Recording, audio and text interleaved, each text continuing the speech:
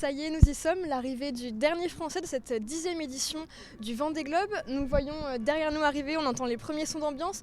Petite affluence en cette fin de période de vacances, nous sommes avec Antoine.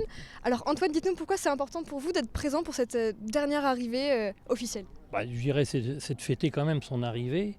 Je dirais même s'il arrive dernier, il a fait le tour du monde quand même. Donc c'est quand même toujours une épreuve, l'Everest des mers comme on dit, une épreuve quand même relativement compliquée et difficile. Oui, dernier ou pas, boucler le Vendée Globe, oui. C'est une victoire. C'est une victoire quand même, tout à fait. Donc vous me le disiez, vous avez suivi quand même la course. Oui. Alors qu'est-ce que vous en avez pensé de cette course? Et une petite émotion peut-être à l'arrivée du dernier participant? Une émotion, non, j'ai une émotion plus facile, j'ai eu plus d'émotions, je dirais, pour Charlie Dalin ou évidemment Violette d'Orange, parce qu'elle a fait un très bon score quand même, malgré sa jeunesse. Et j'avoue que là, tout le monde la preuve, il y avait énormément de monde ici, il y a eu pratiquement autant d'affluence, pas qu'au départ, mais que Charlie Dalin au niveau de l'arrivée. Oui, bien sûr. Et vous avez suivi un petit peu son parcours, qu'est-ce que vous en avez pensé?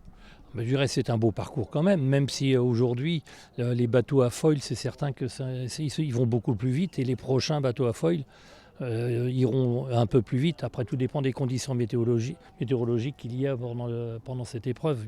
Oui, bien sûr. Et alors, qu'est-ce que vous pensez un peu de l'ambiance ce soir? Ce soir, c'est une petite ambiance. Par rapport à d'habitude, il y a beaucoup moins de monde. Même la semaine, lorsque Éric Bellion est arrivé ou autre, il y a 15 jours, il y avait quand même beaucoup plus d'ambiance. Oui. Oui. Mais c'était quand même pour vous de marquer un peu cette fin. Oui, c'est toujours c'est quand même une épreuve, donc on est là quand même pour les féliciter.